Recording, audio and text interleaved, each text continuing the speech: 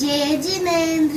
आज आपण पाहणार आहोत डाळीच्या ढीग. त्यासाठी अर्धा वाटी चणा डाळ आणि अर्धा वाटी मसूर डाळ लागणार आहे. या दोन्हीला 5-6 तास भिजून ठेवायचं आहे. 6 तासानंतर ह्याला मध्ये वाटून घ्यायचं आहे. त्याच्यात मीठ, मिरची आणि कोथिंबीर घालायची आहे आणि वाटून घ्यायचं आहे.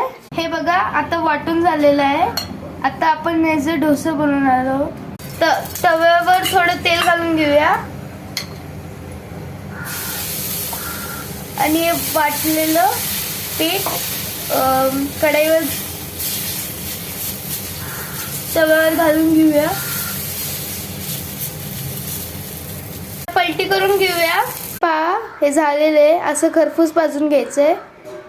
आणि तुम्ही लोणच्यासोबत किंवा मिरची सोबतही खाऊ शकता. तुम्हाला जर आमची रेसिपी आवडली असेल तर प्लीज सबस्क्राईब.